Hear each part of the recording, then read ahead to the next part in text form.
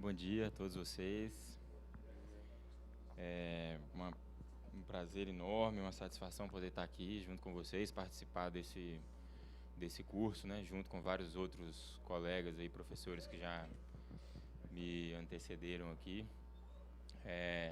Meu nome é Roberto Pires, eu atualmente sou pesquisador do IPEA, né, do Instituto de Pesquisa Econômica Aplicada em Brasília. Em termos de formação, eu estudei administração pública na graduação, na Fundação João Pinheiro, na Escola de Governo, lá em Minas Gerais. Depois fiz um mestrado em Ciência Política e um doutorado em Políticas Públicas no MIT, nos Estados Unidos. E desde que concluí ele, né, tenho trabalhado lá no IPEA, já completando agora 6 anos. E ao longo desse período, né, tenho me dedicado aí aos estudos e pesquisas sobre políticas públicas, né, com um ênfase, né, sobretudo, a uma discussão, né, sobre a produção cotidiana, né, de pensar políticas públicas na sua produção cotidiana. Né, isso nos leva a refletir sobre uma série de coisas que vocês já discutiram aqui, né, como implementação, o papel dos atores burocráticos, como que eles interagem com atores políticos, com a sociedade, né? E então esses têm sido, né, os temas que eu tenho trabalhado e, né, nesses últimos anos a gente tem desenvolvido, né, no IPE, em parceria, né, com outras universidades, sobretudo a Universidade Federal do ABC, essa abordagem, né, dos arranjos institucionais de políticas públicas, que é um pouco o que a gente vai se deter aqui hoje, né. Não é à toa, né, que essa aula foi planejada para vir por último, né. Nossa ambição aqui é tentar né, rever e sintetizar vários conceitos, né, conteúdos e reflexões que vocês já tiveram nas aulas passadas sobre agenda, sobre processos de formulação, né, processos de implementação, avaliação, né, a questão dos atores. Então a gente entende que essa reflexão sobre arranjos é de certa forma, uma tentativa contemporânea e ainda em desenvolvimento de uma abordagem em síntese, né, desse histórico cumulativo aí de pesquisas e teorias sobre políticas públicas. Antes da gente prosseguir, eu só queria destacar, eu acho que vocês já receberam os links, né, pelo e-mail, mas acabou de sair, né, a nova edição aí da Revista do Serviço Público, que é publicado pela ENAP, que tem aí, né, entre os seus 2 primeiros artigos, são bem focados, né, nessa discussão e nesse tema. Então dão, né, um registro aí textual e uma base, né, para essas discussões que a gente tem hoje. Então, quem não pôde olhar, eu sugiro que né, quando tem a oportunidade, né, vale a pena dar uma conferida aí, né. Basta colocar Revista do Serviço Público no Google que vocês vão chegar aqui. Hoje, deixa eu só colocar na tela cheia aqui.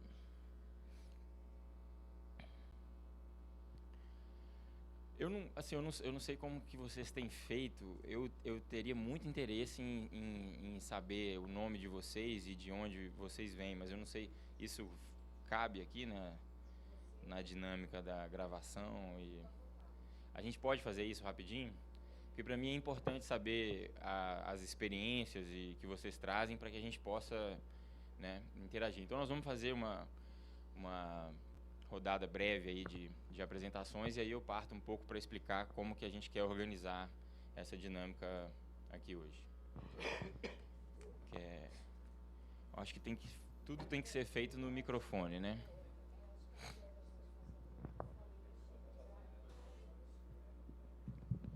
Perfeito. Isso vai nos tomar alguns minutos, mas é muito importante. Oi, bom, meu nome é Lara, eu sou servidora da Prefeitura, trabalhei na Secretaria do Verde, depois no desenvolvimento urbano, agora estava envolvida na revisão da lei de zoneamento e agora eu estou na São Paulo Urbanismo. Sou o Ciro, eu já fui servidor estadual na Secretaria de Educação, hoje eu atuo no jurídico do PSOL aqui na casa. Eu sou a Marilis, sou estagiária dele. Oi, então, eu sou a Luciete, eu sou assistente social de formação e trabalho aqui na casa, no gabinete do vereador Toninho Vespoli.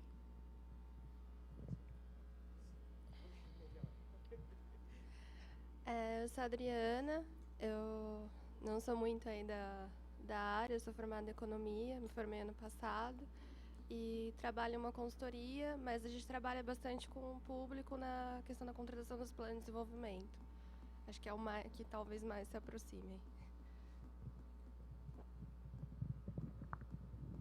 Oi, eu sou a Juliana, trabalho no Governo do Estado, na Secretaria de Desenvolvimento Social, na biblioteca de lá. Oi, eu sou a Lina, eu sou antropóloga, estou querendo mudar de área e sou professora, não tenho muito o que falar.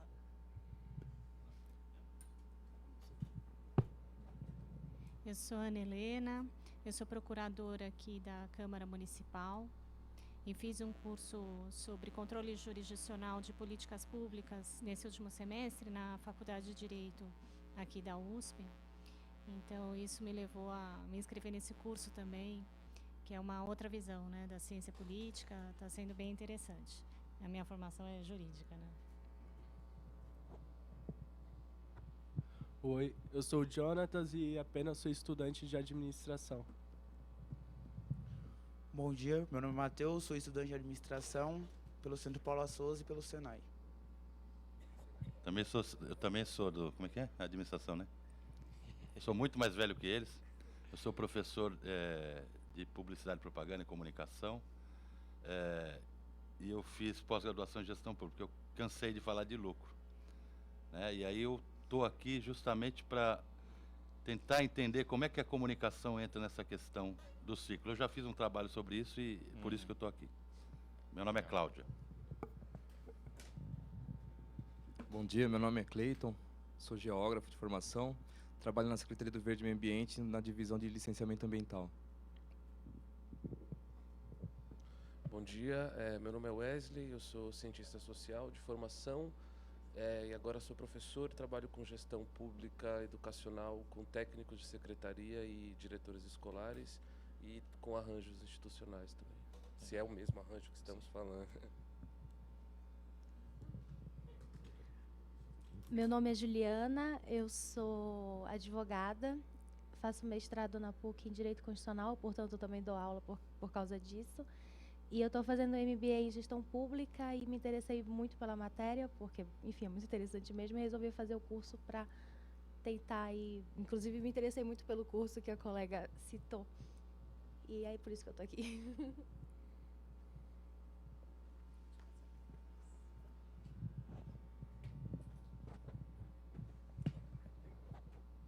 Olá, meu nome é Amanda, eu faço gestão pública e eu tenho um grande interesse na área. Bom dia, meu nome é Rodrigo Legaro e sou líder comunitário na Vila Brasilândia. Vim fazer esse curso para entender um pouco mais esse serviço do poder público.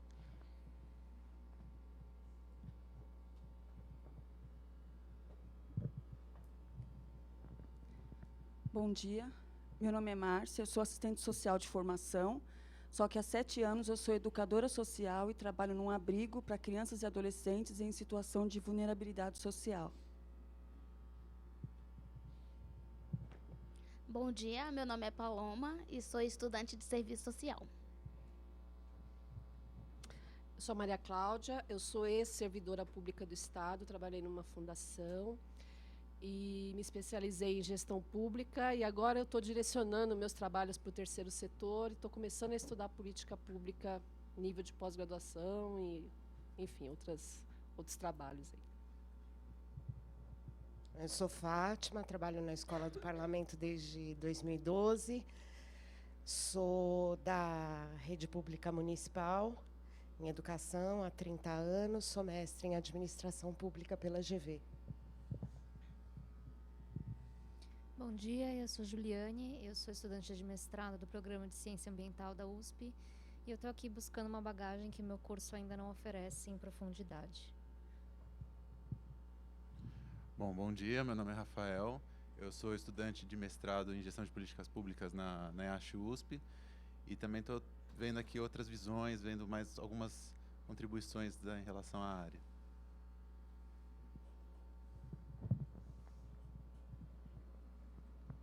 Oi, bom dia. Eu sou o Danilo, eu sou de formação gestor ambiental pela USP Leste e agora estou no mestrado em Geografia Humana com o tema de conflitos territoriais entre instituições do Estado.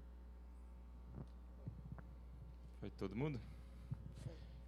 Então, muito obrigado pela paciência. Imagino que vocês já devem ter feito isso, né, várias vezes, mas para mim é muito útil. Obrigado também a Fátima aí pelo apoio. Então, gente, essa, né, composição diversa aqui de vocês vai nos ser muito útil aqui para pensar essa discussão, justamente porque, né, como eu estou falando, pensar arranjos é trabalhar na direção de uma reflexão sobre integração, né, sobre como processos que estão dispersos, né, atores diversificados, né, dinâmicas, né, nem sempre alinhadas, né, podem passar a ser trabalhadas de forma mais convergente. Só um pouco em relação à nossa dinâmica aqui hoje, né, a gente tem aqui 3 horas aí pela frente, né, agora já 2h30. Eu, né, tendo preferir a poupar as pessoas de ficar me ouvindo falar, né, sem parar. Então, essa aula está planejada para ter momentos aqui de exposição da minha parte, alguns momentos de leitura de pequenos fragmentos, né, de texto, né, por parte de vocês, e momentos de discussão, né, e debate para que a gente tenha um encontro aqui mais dinâmico, mais interativo. Então, eu queria que vocês já circulassem aí esse bloco. Por enquanto não é para fazer nada, é só para tê-lo em mãos, tá? São 3 fragmentos, né, de textos que nós vamos utilizar em diferentes momentos aqui. A qualquer momento vocês fiquem à vontade para interromper, fazer, né, perguntas, esclarecimentos, para a gente ter uma conversa bem fluida aqui, né, entre nós. Acho que é isso, né?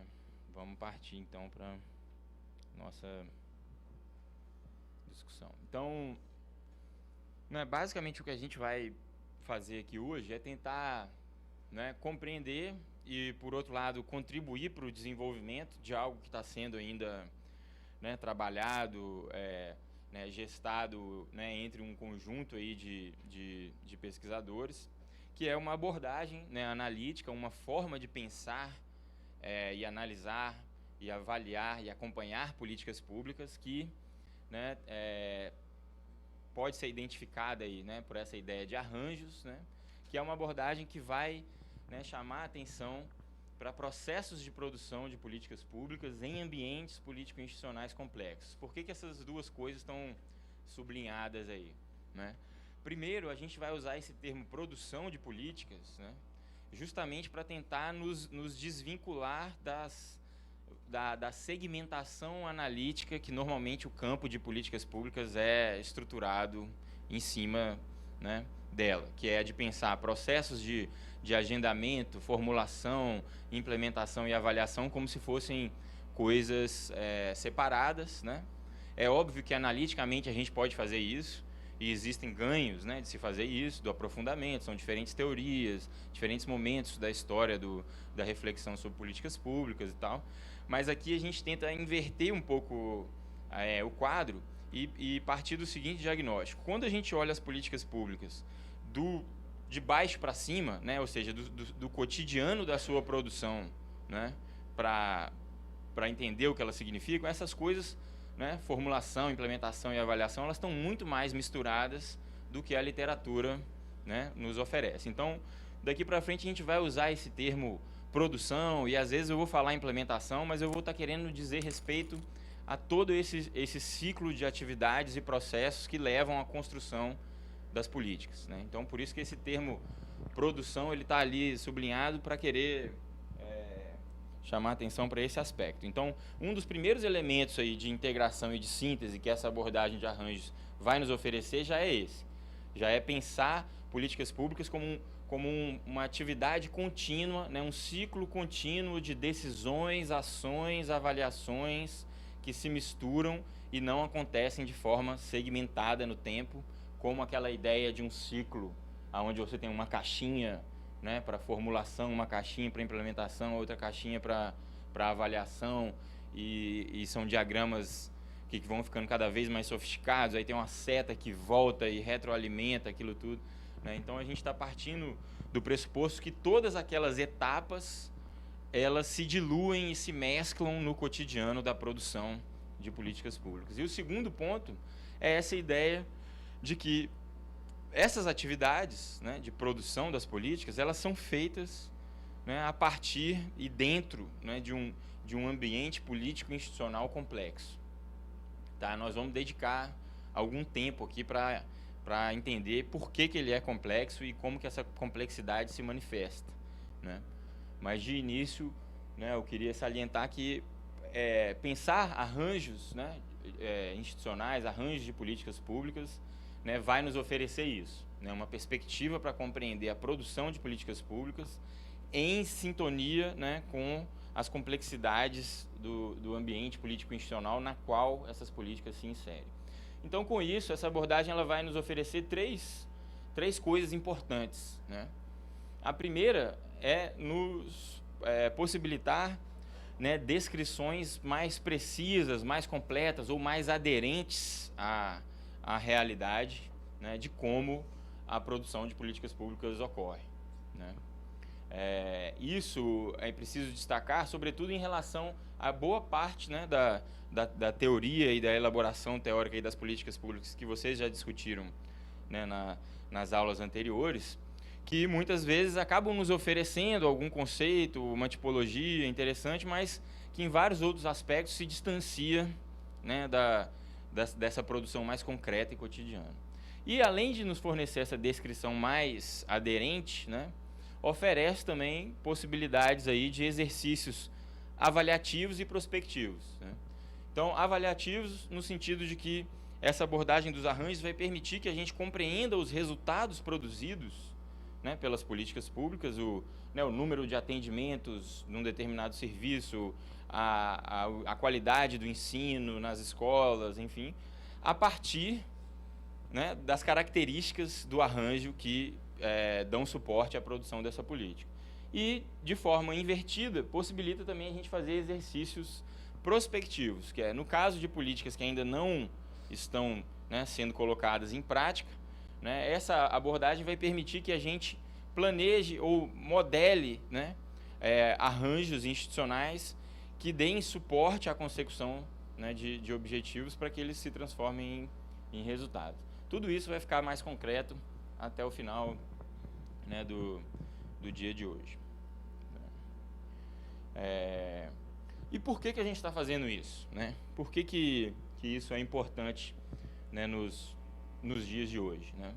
O primeiro fator tem a ver com esse sentimento, essa percepção, né, de uma complexificação crescente da atividade governamental, né? Hoje, né, de certa forma reconhecido, né, é consenso até entre os historiadores, né, da área, de que fazer políticas públicas hoje é algo, né, significativamente mais complicado, né, do que já foi há 100 ou 1000 anos atrás, né? É complicado em função, né, da multiplicidade, diversidade de atores, né, da fragmentação dos processos, né, e né, das dinâmicas envolvidas nessa produção, né? E hoje né, a gente tem poucos abordagens na literatura que permitam a gente pensar as políticas públicas levando em consideração toda essa complexidade, né? Em geral, como vocês viram aí, né, nas aulas passadas, há sempre um esforço de segmentação, né, analítica de prioridades. Então, alguns pesquisadores e acadêmicos vão pensar a política pública na relação do executivo com o legislativo e vão priorizar esse elemento para pensar as políticas.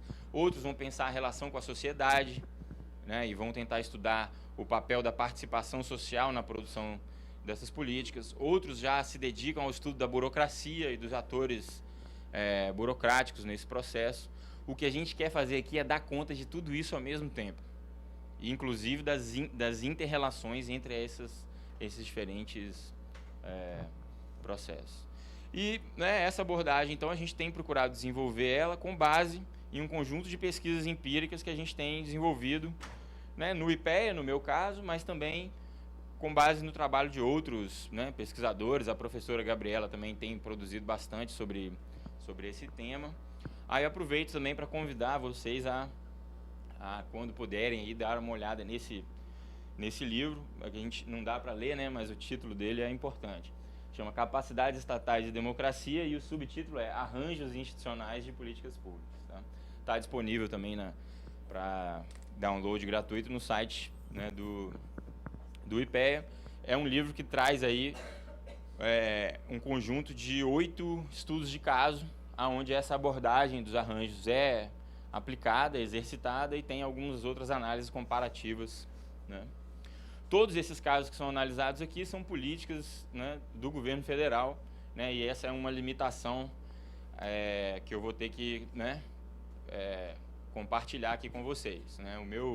Em função, né, do meu envolvimento no IPEA, o meu trabalho se volta ao estudo das políticas federais, mas vocês trazem aqui as experiências, né, de governos locais e governos estaduais, né, e eu acho que essa conexão, se a gente fizer junto, ela vai ocorrer, né, de forma tranquila. Então, fiquem sempre à vontade aqui para me questionar e problematizar o que eu estiver falando aqui em relação, né, aos contextos de governos locais e estaduais. Então, basicamente, o que a gente pretende fazer aqui são essas 3 coisas, né? Como essa reflexão sobre arranjos, né, ela é altamente resultante, né, e dependente desse argumento, né, de complexificação da atividade governamental, nós vamos dedicar aqui um primeiro momento a reconstruir isso e a nivelar aqui entre nós a discussão sobre o que é pensar essa complexidade da atividade governamental, especificamente no caso brasileiro, mas é importante a gente já ter em mente que isso não é um problema nativo, né? Essa ideia de uma complexificação dos processos de governo é uma percepção, né, global. Existe toda uma literatura sobre governança que tem trabalhado isso, né, no debate internacional. Então, a gente está longe de ser um caso específico, muito embora, né, essa complexidade, no nosso caso, vai se manifestar a partir de algumas instituições e processos específicos, né? Mas a complexificação é um fenômeno mais geral. Depois, né, de trabalhar um pouco essa parte, né, do problema e do diagnóstico, a gente vai, então, introduzir a ideia de arranjos, tentar conceituar um pouco o que a gente entende por arranjos, né? Aí o Wesley mencionou que já trabalha com essa ideia de arranjos, né? A palavra arranjos é muito interessante, né? Ela já traz com ela essa ideia de arranjar, né? De identificar coisas espalhadas e organizá-las de alguma forma, né? Melhor ou pior, né? Esse é o sentido essencial que a gente vai recrutar aqui, né? Mas a gente tem tentado fazer um exercício aqui de especificação conceitual, né? O que a gente entende por arranjos e como que essa abordagem pode ser operacionalizada em estudos empíricos. Então, nessa parte aqui, a gente vai tentar descrever essa forma específica com a qual a gente tem trabalhado. Então, provavelmente é muito parecido com o que você tem trabalhado, mas provavelmente também tem alguns aspectos, né, mais específicos, né, que vem aí do nosso trabalho. E por fim, a gente vai terminar então com alguns discutindo aí resultados de pesquisas anteriores e exercícios aí de aplicação dessa abordagem para justamente ver o que ela, né, nos oferece. Né. Então, começando aí pela parte 1, né, a gente vai fazer então uma discussão aí sobre esse tal desse ambiente político institucional. Né. Por ambiente político institucional, a gente está se referindo aqui a esse conjunto mais macro, né, de regras, processos e atores que dão os contornos gerais, né, da atividade governamental no Brasil. A gente, né, quem já tem alguma formação na área de ciência política, ou quem atua, né, na burocracia ou no legislativo, já tem isso um pouco mais né, na pele. Né? Mas, para quem não tem, é importante a gente fazer essa revisão. Então, eu queria convidar aí vocês para o nosso primeiro momento aí de leitura aí de um trecho. É o último fragmento que está grampeado aí nessa apostila aí. Ele é o que está escrito texto 1. Ele... Isso, que aí a gente fica igual aqui. É o que está escrito texto 1, chama aí fragmento do capítulo 6, tá? São só 2 páginas, 3, né, na verdade. Então eu queria convidar vocês aí a gastar aí uns 10 minutinhos, né, dando uma olhada aí nesse texto, e aí a gente vai retomar essa discussão aqui. Né? Alguém não tem o texto? No caso do pessoal quem está acompanhando,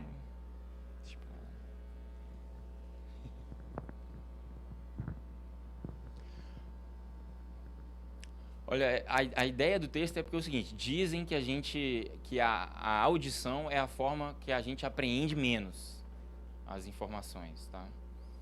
Que a leitura é a segunda que a gente aprende melhor, e falar é a terceira, né? Falar não dá para todo mundo falar ao mesmo tempo, então a gente fica com um instrumento intermediário.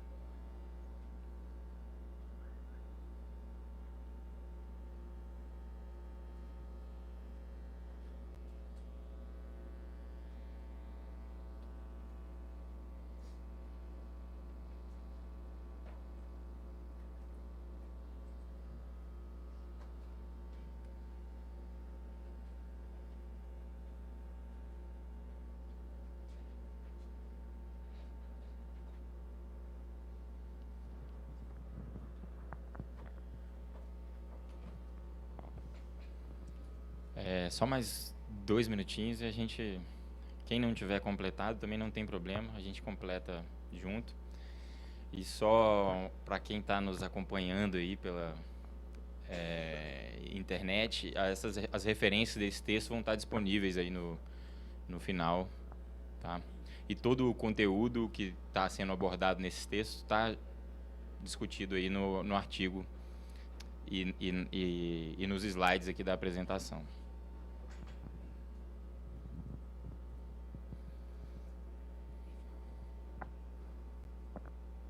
E, né, essa não deixa de ser mais uma complexidade do nosso mundo atual, que é conciliar dinâmicas presenciais com dinâmicas não presenciais.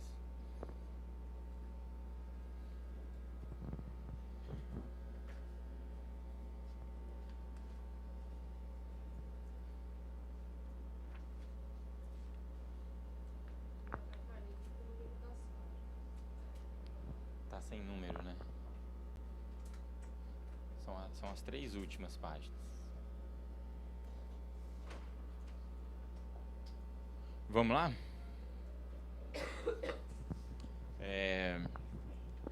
Então, gente, se tivesse talvez uma frase assim que, né, pudesse resumir isso aí de uma forma simples, talvez seria aquela: a rapadura é doce, mas não é mole não, né?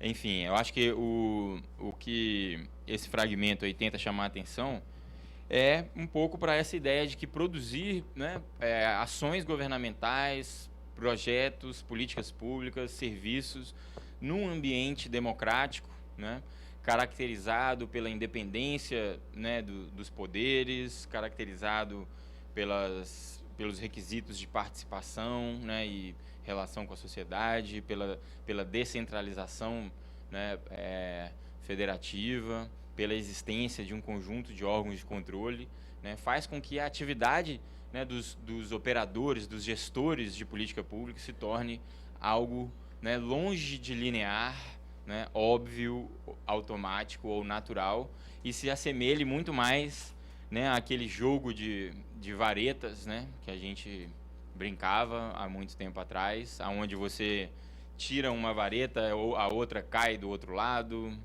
né, e à medida em que você mexe em cada ponto aqui, né, o todo, né, se transforma e se altera, ou de uma forma mais singela, né, aquele gatinho ali enrolado, né, num novelo, numa teia, né, de processos, né, que chega ao ponto de constranger, né, as suas possibilidades, né, de ação. Esse figura aqui, eu gosto de chamar ela de o monstro azul, né? Azul só porque tá azul, não tem nenhum sentido da cor, não. Mas é uma tentativa, né, de sintetizar graficamente o que vocês acabaram de ler aí, né? E aí eu queria perguntar para vocês se vocês enxergam esses 4 vetores aí e como. Podem clicar aí no microfone e falar, se quiser. Quer falar, não? Nobre deputado.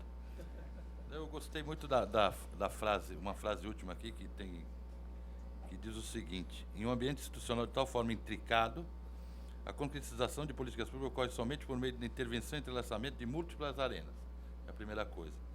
E aí ele fala o seguinte: se não tiver um mínimo de comunicação, articulação e coordenação entre os diversos atores e a produção de coerência e complementariedade de suas ações, se torna um dos principais desafios para o funcionamento do governo e para a concretização de investimentos em infraestrutura. A gente percebe muito bem quando a gente lê qualquer política pública, quando a gente faz uma avaliação de uma política pública, mesmo que seja teórica, você consegue entender isso. A quantidade de atores, o problema do federalismo, o problema de você conseguir fazer com que a União, os estados e municípios consigam conversar, mesmo com governos em governos diferentes, para conseguir fazer as coisas.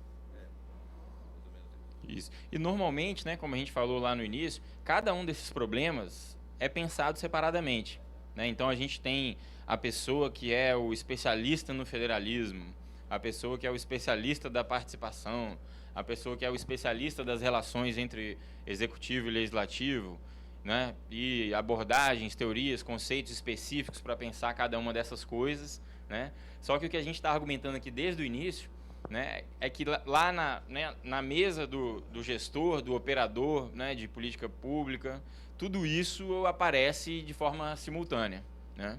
É uma reunião com um parlamentar, né, de manhã, aí de tarde ele tem que estar na reunião do conselho com, né, representantes da sociedade civil, no dia seguinte ele recebe uma auditoria do Tribunal de Contas, né, no terceiro dia já é uma decisão do judiciário determinando, né, que tal benefício seja concedido ou que tal ação seja interrompida, né?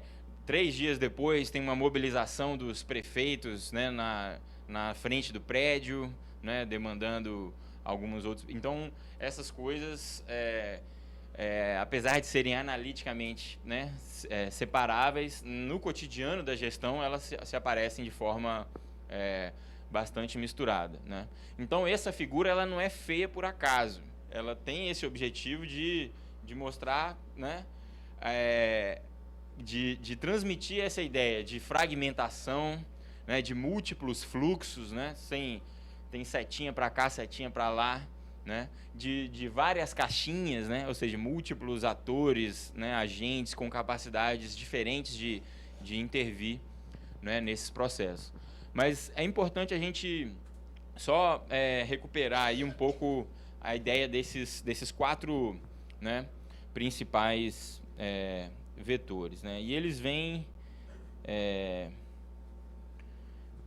principalmente, né, quando a gente fala do nosso ambiente político institucional, a gente basicamente está se referindo a essas macro características, né, do nosso sistema político e da nossa estrutura administrativa do Estado, que dão contornos e que conformam todo o processo de política pública no Brasil, né? Então, cada decisão, cada ação de um governante, né, de um governo, de uma burocracia, vai se dar dentro desses contornos aqui, né? E que não são poucos, né? Então, essa frase é longa, né, justamente para mostrar que a coisa é complicada mesmo. Então, o nosso ambiente político institucional ele é caracterizado por uma república federativa, né? Ou seja, você tem a ideia de separação e independência dos poderes, né? Com um alto grau de descentralização no seu federalismo, né? Eu não sei se vocês já discutiram aqui, mas comparativamente, né, entre as federações do mundo, né, o Brasil é entendida como uma que tem um alto grau de descentralização, pois os municípios são considerados, né, entes federativos independentes, né, um regime presidencialista que convive com um legislativo bicameral num sistema multipartidário que vai entrelaçar eleições periódicas majoritárias e proporcionais em ciclos diferentes entre o governo federal, estados e municípios, né? Então, o que esse sistema tem de virtuoso, né? Por um lado, ele introduz, né, uma série de possibilidades de controle, né, da sociedade e dos agentes políticos sobre as decisões do governo. Ele é rico em controle, ele é rico em presença de atores com capacidade de veto, né? Ele é rico em processos de revisão, né, de checagem, de questionamento, né?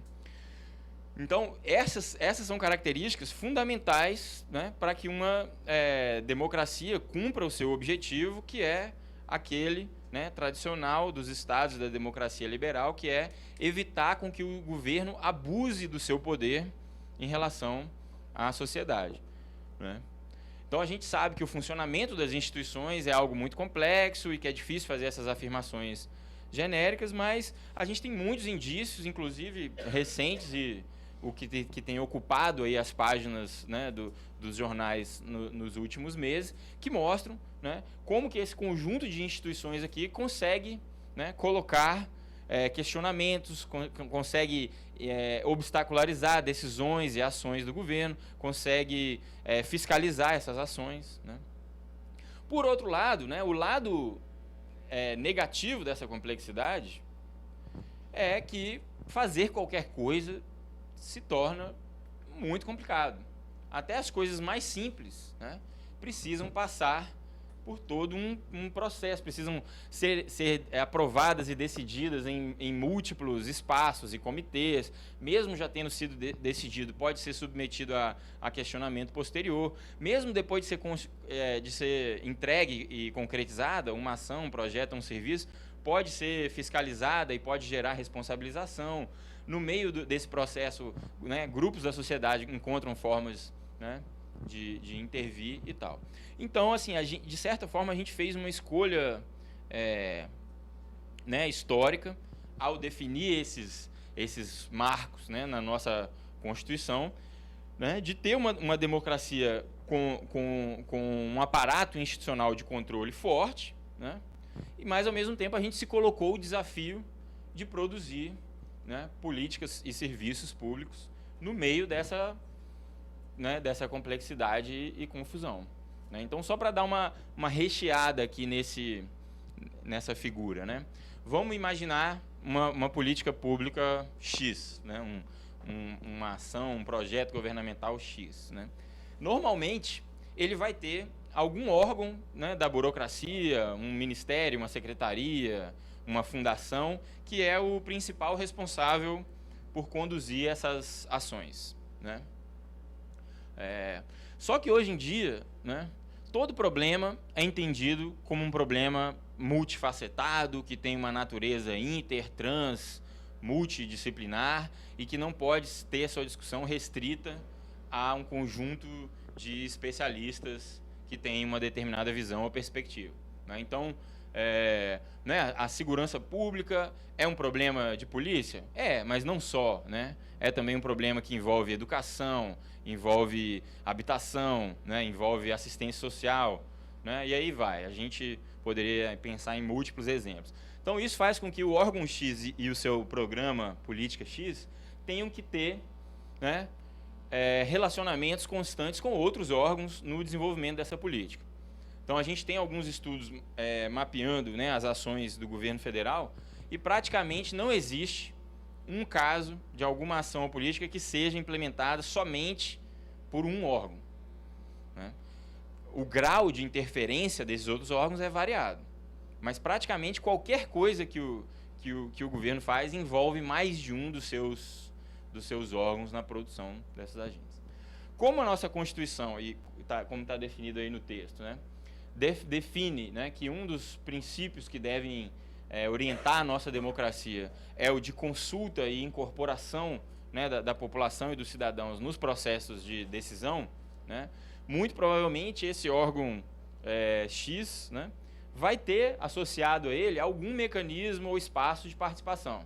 Pode ser um conselho, pode ser uma ouvidoria, né, pode ser um processo de conferência municipal, estadual, nacional, né, pode ser um orçamento participativo, né, seja o que for. Aí na apresentação tem vários dados que mostram isso. Eu não vou me deter muito neles, porque eu acho que é desnecessário aqui nesse momento, né? Mas mostra um pouco como que desde 88, né, foram criados, né, um conjunto aí bastante diverso de formas de participação, no nível local, no nível estadual e no nível nacional. Por exemplo, esse é um gráfico com dados do IBGE, que mostram a presença de conselhos nos governos estaduais, né? Então, a gente tem um conjunto de conselhos, por exemplo, na área de educação, saúde, assistência, criança e adolescente, cultura, segurança alimentar, meio ambiente, idoso, né, deficiência, que todos os estados têm. Todos os estados da federação têm conselhos, né, nessas áreas com participação da sociedade civil. Em outros, né, você ainda tem quase todos os estados, né? Então, é muita coisa. Tem estados que chegam a ter aproximadamente 20 conselhos em diferentes áreas, né? No nível municipal também é semelhante. Em uma pesquisa que a gente ainda não conseguiu atualizar, que parou em 2008, né, a gente tinha identificado também que, em média, os municípios com mais de 100 mil habitantes têm 19 conselhos, né, em 19 áreas diferentes. Então, é toda uma infraestrutura institucional, né, de participação que está aí, né, disponível e que faz parte do cotidiano da atividade governamental. Esse é um levantamento também feito sobre mecanismos de participação social no governo federal e mostra um pouco como que isso mudou, né, nessa última década de 2000. Né? Então, em 2012, né, vocês não conseguem ler aí, mas está disponível no material. Apenas 11% dos órgãos federais, né, tinham a maior parte dos seus programas submetidos a alguma discussão, consulta em fóruns participativos, que podem ser conselhos, conferências, ouvidorias, audiência pública, consulta pública. Né? Em 2010, né, a gente tem 75% dos órgãos, ou seja, né, 3/4, com mais de 75% dos seus programas discutidos com a sociedade. A gente não está falando aqui da efetividade disso. A gente não está falando se isso realmente transforma as ações do governo, melhora. Mas a gente está falando que isso está acontecendo. Né?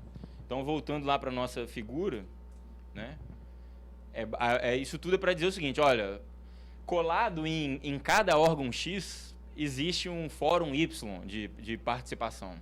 Né? E ele vai, de alguma forma, interferir nas decisões desse órgão, mais ou menos. Né? Isso varia muito de caso para caso. Provavelmente esses órgãos parceiros aí, né, que interagem com o órgão X na sua atuação, né, dado o volume que esse processo, né, de espraiamento dessas instituições participativas tomou, vai ter o seu próprio conselho, sua própria conferência. Né? E esse conselho não necessariamente vai concordar com esse. Né? Não necessariamente vai priorizar os mesmos tipos de ação. Né? Às vezes sim, mas não necessariamente. Né? Além, né, desses espaços de participação, tem uma outra forma de interação com a sociedade que se tornou forte e intensa aí nos últimos anos, que é as parcerias com organizações da sociedade civil na provisão, né, de serviços públicos. Né? Então, esse gráfico é só para mostrar como que o financiamento, né, os valores transferidos, né, do governo federal, que é de forma voluntária, a linha preta, o governo federal, estados e municípios, né, como que isso aumenta aí ao longo também da última década. Né? Ou seja, mais um traço marcante aí do nosso ambiente político institucional. Então, essa complicação toda, a gente só está aqui, né, no meio dessa figura. Né? Então, se a gente começar a expandir mais, né, tudo isso que acontece aqui está sob vigilância, né, fiscalização, né, e auditoria constante dos órgãos de controle, que são variados. Né? A gente tem os tribunais de conta nas 3 esferas, municipais são poucos. Né? A gente tem as controladorias, né, também presentes nos governos federal, estadual e municipal. A gente tem os órgãos de controle jurídico, né, como, por exemplo, né, as advocacias gerais, que fazem uma espécie de controle prévio, né, da legalidade das ações, né, do governo. A gente tem órgãos de polícia, que também fiscalizam, investigam. Né? E a gente tem órgãos também do Poder Judiciário ou do sistema, né, de justiça, como os tribunais e o Ministério Público, né, que também podem intervir a qualquer momento nessas decisões e nessas atividades, né, por meio de ações civis públicas, por meio de sentenças, por meio de, né, termos de ajustamento de conduta, e aí vai. Né? Isso tudo, né, já é bastante complexo, mas está, né, de certa forma, subscrito dentro, vamos dizer assim, dos órgãos de Estado e das suas interações com a sociedade. Né? Os órgãos do Poder Executivo em interação com órgãos de controle, do Judiciário. E tem uma camada superior aqui que a gente nunca pode, né, negligenciar nesse sistema, né, que vai dizer respeito a todo aquelas ações e atividades que o governo tem que fazer, que o Poder Executivo tem que fazer, para construir o seu apoio político no Poder Legislativo, né, que dê a ele, né, a tal da governabilidade, né, para que o Executivo possa conduzir as suas ações aqui, né, sem sofrer obstáculos, né, contestações e virtualmente até processos de impedimento, né, que são prerrogativas do Legislativo. Então, para que essa governabilidade seja construída, né, eu acho que vocês já discutiram isso aí, né, o chefe do executivo, né, e o seu partido tem que estabelecer uma série de trocas, né, com os representantes políticos no legislativo.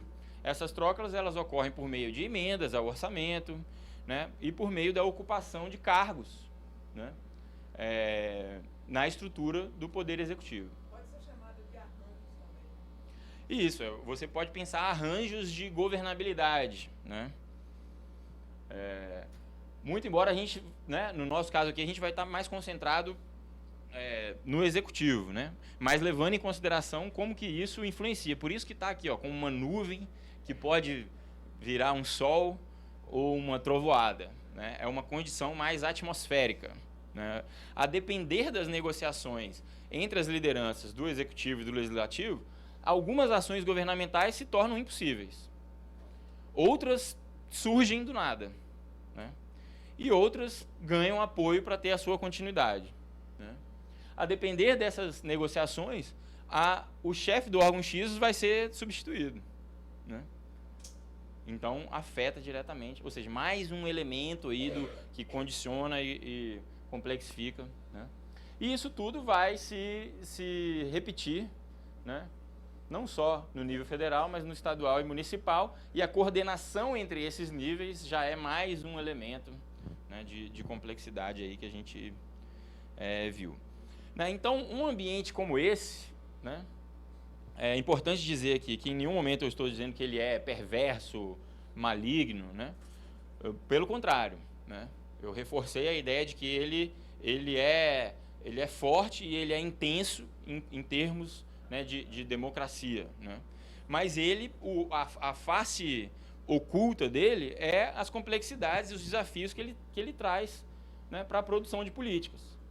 Por quê? Né? Aquelas várias caixinhas, setinhas, elas muitas vezes vão se né, traduzir em tensões, né, em impasses, em dilemas, né, sobre como conduzir as ações e os programas do governo. Então, a gente acabou de discutir lá, né? Você pode ter tensões e incompatibilidades entre a gestão, né, da coalizão, a produção da governabilidade e a produção de políticas. Às vezes, o que é discutido num acordo, né, entre o Executivo e o Legislativo não necessariamente é o que seja a melhor opção, né, para aprimorar uma política pública, um serviço público, né? A gente pode ter tensões e conflitos entre as decisões nos espaços de participação e nos espaços de representação.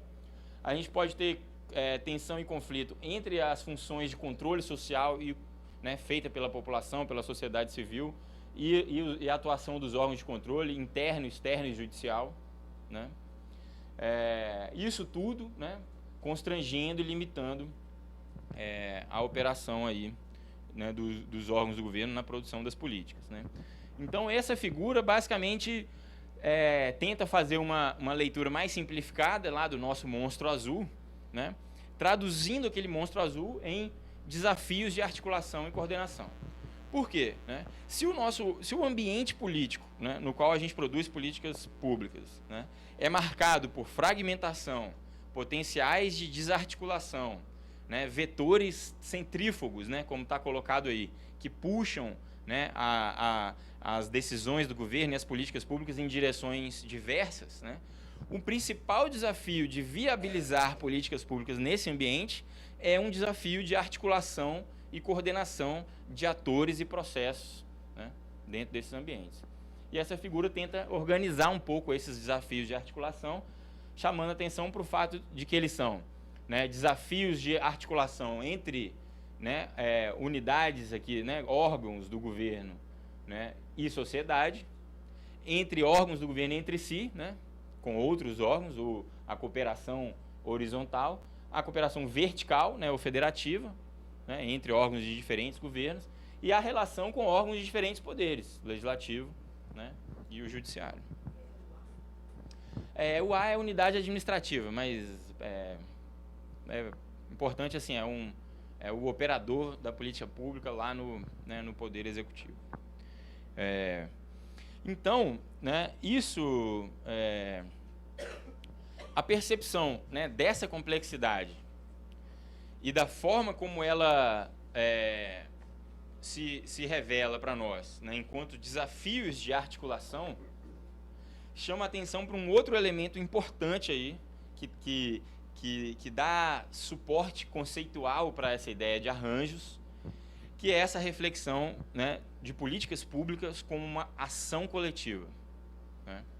Então, ação coletiva é um termo que a gente, nas ciências sociais, né, sempre teve habituado a pensar, né, como um problema, né, de como que as pessoas, né, que vivem em sociedade, como é que elas agem e junto e se comportam, né, coletivamente. Por que que de um dia para o outro as pessoas resolvem fazer parte de um movimento social, né? Ou o que leva pessoas a se filiar a um partido, né? O que leva a pessoas em algum lugar, em algum bairro da cidade, a se organizar num processo voluntário de coleta de lixo, né, para o bem daquela comunidade. O que produz esse comportamento coletivo, né? Por que indivíduos fragmentados em um determinado momento vêm a agir junto em busca de um objetivo coletivo? Então esse é um problema, né, tradicional, fundante da sociologia, né? Mas a gente agora, reconhecendo que o nosso desafio de políticas públicas é um desafio de produzir coesão, é um desafio de juntar partes soltas, né, passa a ser interessante a gente pensar, né, políticas públicas como ação coletiva, né? E essa é uma percepção que vem, né, de uma literatura contemporânea aí, né, francesa, que é, né, essa tradição aí da sociologia da ação pública, né? E aí tem esse fragmento aí de uma página aí, que está aí para vocês, é esse que parece com um livro. É um livro, né? Que rapidamente, é só a introdução desse livro. Eu acho só interessante assim, para dar um elemento de onde esses franceses estão vindo e o que eles estão propondo, né, para a gente pensar políticas públicas como ação coletiva. Então, eu queria que a gente gastasse aí 3 minutinhos aí, no máximo 5, para passar um olho rápido aí nesse trecho, por favor. Novamente, Fátima, eu já fiz aqui o anúncio para os nossos espectadores aí não presenciais de que essas referências vão estar disponíveis aí posteriormente.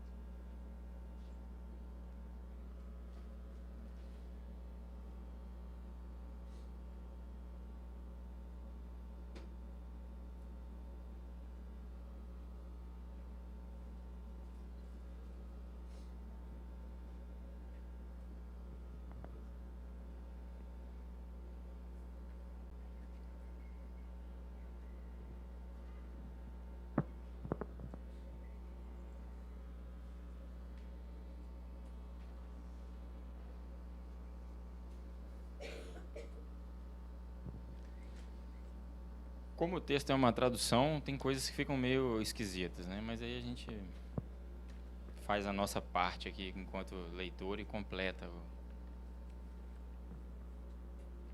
Então,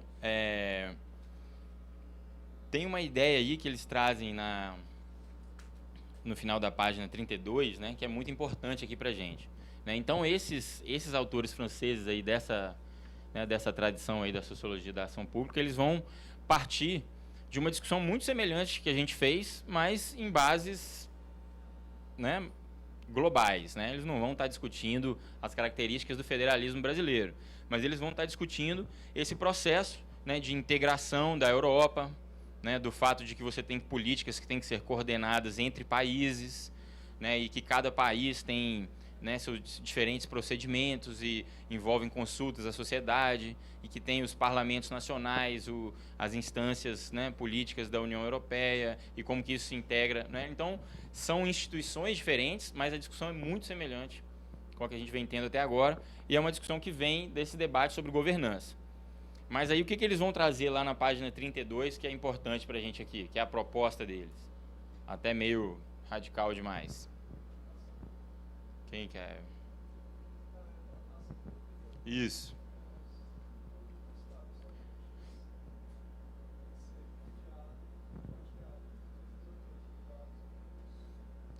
Então, né, eles propõem aí, né, de forma até talvez arrojado demais, né, que a gente deveria abandonar essa ideia, né, de política pública. Né. O termo política pública, se a gente procurar, né, nos manuais, nos dicionários, né, ele vai estar sempre muito associado à ideia de Estado, né, de coisas que o governo faz, né, de um monopólio da ideia de Estado. Né? E eles vão falar aqui justamente que hoje a gente precisa fazer um movimento, um movimento na direção de incluir, né, nas nossas reflexões a presença e a atuação de atores não estatais. Né? Ele vai falar, a noção de governança tenta explicar as situações em que se mesclam atores públicos e privados, assim como a tese de que o Estado não tem mais o domínio de um jogo que se tornou essencialmente coletivo. Então, essa frase não quer dizer privatização, né, terceirização, que é também, né, mas não é uma frase necessariamente ideológica sugerindo a redução do Estado. É uma frase que está reconhecendo um processo histórico, né, de complexificação das políticas e de que, né, a gente precisa pensar elas não só a partir do Estado, mas a partir das relações entre atores dentro do Estado, o nosso monstro azul, né, e atores, né, sociais. E aí eles vão dizer, se é assim, né, se o desafio é esse, então a gente nem deveria falar de políticas públicas, a gente deveria falar de ação pública, né, que seria esse processo, né, de produção da ação coletiva, de promoção, manutenção e revisão das formas de interação, né, entre atores diversos. Quer usar o... Você está sem microfone? Sistema de análise muito mais aberto. Ele fala aqui do sistema de análise muito mais aberto, que a ação coletiva seria um sistema de análise muito mais aberto, seria isso? Isso. Aberto, né, no sentido de que a gente passa a reconhecer que a produção, né, lembra lá no final, a produção de políticas públicas envolve um conjunto diverso de atores que não se resumem aos atores estatais. Não é só o órgão X, né, como é a noção mais tradicional e simplista da gente pensar, a política de resíduos sólidos, quem coordena a política de resíduos sólidos é a Secretaria de Limpeza Urbana. Né? É verdade, né? A Secretaria de Limpeza Urbana tem um papel importante, né, em propor, em gerir essa política. Mas essa política provavelmente está submetida a algum órgão, né, colegiado com participação de atores sociais, ela tem que ser discutida em relação a outras políticas de infraestrutura urbana, ela é questionada, ela é auditada constantemente pelo Tribunal de Contas, porque envolve contratos, licitações, né, ela pode sofrer algum processo judicial a qualquer momento, né, ela sofre interferência de diretrizes formuladas nos níveis estaduais e federal. Então é um pouco isso, né? A gente começar a resgatar, né, essa complexidade. Então, né, isso tudo para dizer, finalmente chegamos, né? É isso que está por trás da ideia de arranjos institucionais, né? Arranjos institucionais dizem respeito, né, à produção dessa ação coletiva, né, que é inerente à produção de políticas públicas, né? E aí uma reflexão sobre arranjos, né, deve ser uma reflexão sobre os atores envolvidos e as formas de interação e relação entre eles, né? Então ele vai envolver, deixa eu já pular para cá, então, né, a nossa conceituação vai caminhar por aqui, né? Um arranjo, ele envolve o conjunto de atores intervenientes, diversos, estatais, não estatais, da sociedade civil, né, privados, né, e os processos, espaços e instrumentos por meio dos quais eles se articulam cotidianamente para produzir um bem ou um serviço, né, uma política pública, né. E por isso, né, por envolver esse tipo de reflexão, né, uma discussão sobre arranjos se torna, né, uma discussão sobre como as políticas são conduzidas num ambiente complexo, um ambiente com múltiplos, né, atores, né, com vetores que muitas vezes se colocam em conflito, em impasse, né. Então, aí a palavra condução aqui, né, tem que nos remeter à ideia de um maestro, né, de uma orquestra, embora ele não exista na hora que a gente vai pensar as políticas públicas, né. Não tem o maestro, né, mas tem um processo de condução, que é como fazer os diferentes atores, os diferentes músicos, né, e os instrumentos que eles possuem, né, tocarem em conjunto, né, tocarem uma única obra, né, ao invés de virar um jazz, né, que é legal, né, mas acho que em políticas públicas tem que partir para uma coisa mais de orquestra. Acho que jazz pode ser bom para inovação, mas para entrega não dá muito certo, não. Jazz pode ficar para o final, né? Pode ficar para o final. Ou para um momento de crise profunda, né? Quando a gente não sabe o que fazer, às vezes o caminho pode ser o jazz.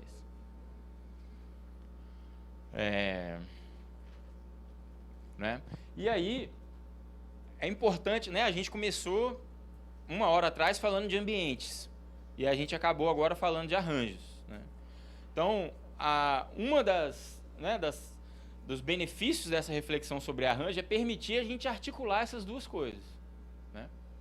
Então, o ambiente é essa coisa mais geral que a gente discutiu aí, uma república federativa, presidencialista, multipartidarista, com órgãos de controle, né? Ou seja, elementos, processos que afetam tudo o que o governo faz, né? Já os arranjos são coisas específicas, né, de uma determinada política. Tem uma certa relação de microcosmo e macrocosmo, né? O arranjo é como se fosse a manifestação concreta e específica daqueles vetores lá do monstro azul, né, no contexto de uma ação, né? Por isso, né, o arranjo da política, né, de coleta de resíduos sólidos é diferente, né, do arranjo da política de assistência à criança e adolescente, né? Muito embora aqueles vetores mais macro vão estar presentes em ambos os casos, né? Em ambos os casos você vai ter, né, burocracias agindo em parceria, relações com a sociedade, possibilidade de interferência dos órgãos de controle, do judiciário, interferência, né, das relações entre executivo e legislativo. Agora, isso vai se manifestar de forma específica em cada arranjo, né? Então, o arranjo é como se ele fosse a filtragem desses elementos gerais, né, e a materialização deles no contexto específico. E eles necessariamente, apesar de serem específicos para cada caso, cada política, né, o arranjo da política de limpeza urbana de uma cidade pode ser diferente de outra cidade, né? Mas necessariamente ele vai envolver, né, esse conjunto variado de atores e vai prever formas de interação e relação entre esses atores, né? Esses que a gente tem discutido aí o tempo todo, né? Deixa eu ver aqui se a gente já faz um intervalo agora.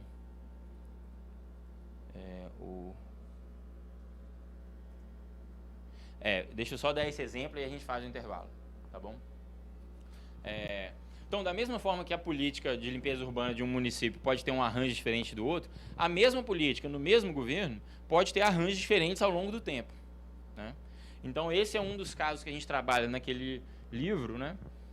Que é um caso provavelmente totalmente estranho para todo mundo aqui, por isso que ele é legal, né? Que é o das políticas, né, de incentivo, fomento e revitalização à indústria naval. Então, nos anos 60 e 70, o Brasil já foi um grande produtor, né, de embarcações, né? Era uma das políticas que o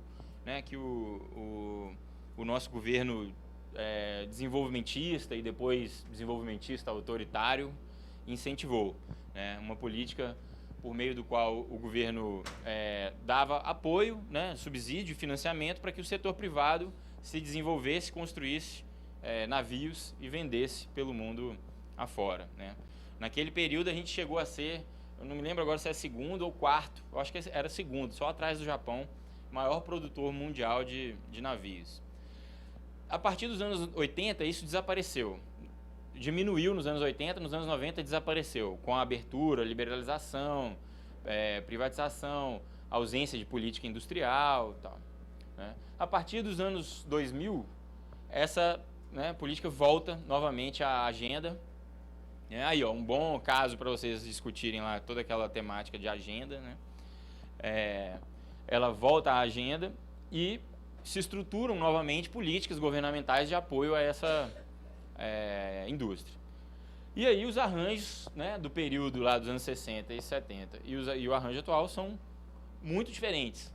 Não só pelo fato, né, do ambiente político institucional ser diferente, né, da ditadura, de um regime autoritário, para, né, um sistema político democrático, tal que a gente está discutindo, mas também dos próprios mecanismos e instrumentos utilizados pelo executivo, né, para organizar essa política. Então, lá nos anos 70, né, pensando mais em termos dos atores envolvidos, né, a produção dessa política, né, de fomento à indústria naval, ela era centrada em uma autarquia federal, que era a SUNAMAN, Superintendência Nacional de Marinha Mercante.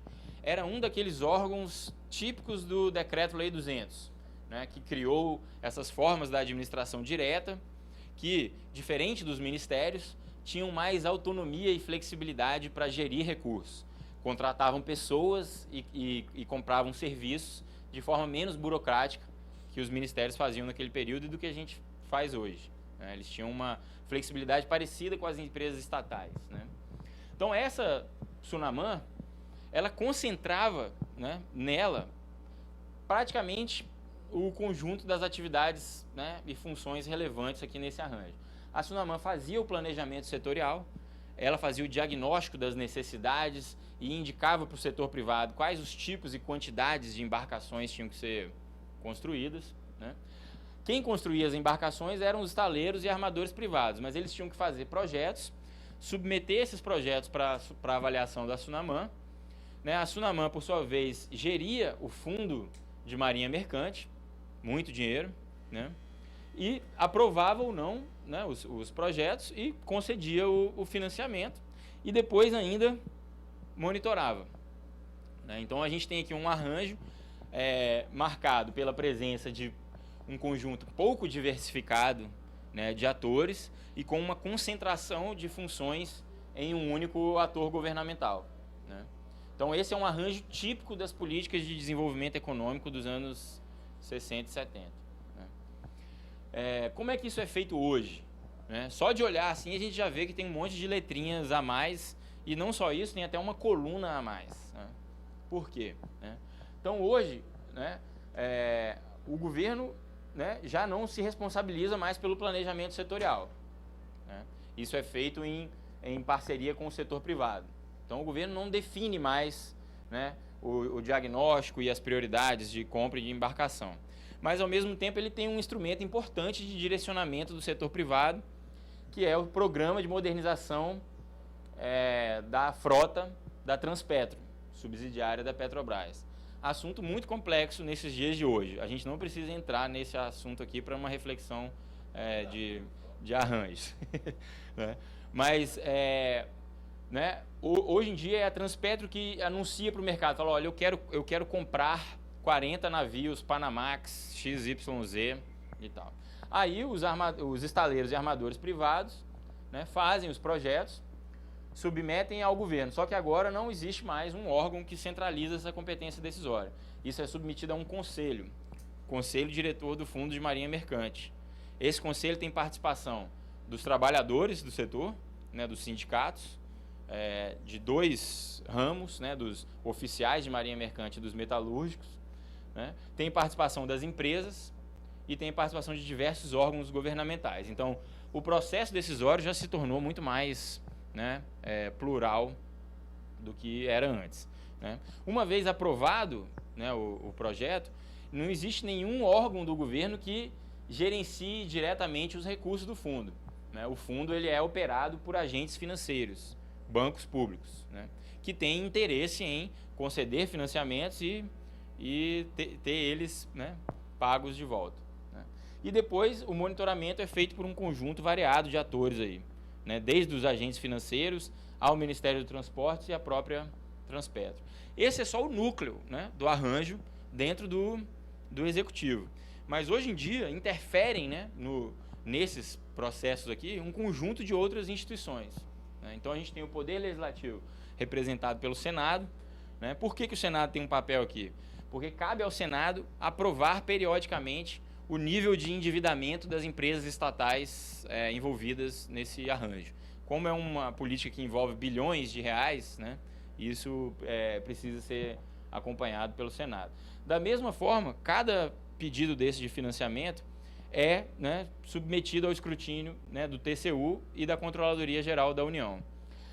Além deles, tem também um outro órgão que desempenha um papel de controle aqui, né, do licenciamento ambiental, que é o IBAMA. Né? Então, toda vez que esses projetos envolverem construção de estaleiros ou construção de navios, mas que interfiram, né, no ambiente né, socioambiental, o IBAMA tem que fazer um licenciamento.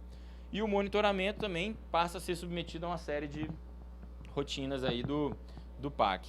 Né? Então, a gente vê, se a gente pensa uma mesma política que tem os mesmos objetivos, que é, né, apoiar a indústria naval, ela pode ser operacionalizada, né, de forma muito diversa. Ela pode ter arranjos diferentes que vão levar à produção desse objetivo. Aqui a gente está comparando períodos da história marcados por ambientes político-institucionais diferentes. Então isso já sugere que deveria haver mudança. Né? Mas mesmo assim, até nas decisões internas do Executivo, a gente já vê que há um processo aí de complexificação da ação governamental. Né? Eu queria propor para vocês agora um intervalo, e aí, daqui para frente, a gente vai voltar para uma discussão sobre os efeitos desses arranjos, sobre os resultados e uma discussão sobre alguns exemplos concretos para concluir. Normalmente é o quê? 10 minutos? Vamos fazer 10 minutos, porque hoje a Gabriela vem aqui para fazer um encerramento, né? Aí para a gente não atrasar.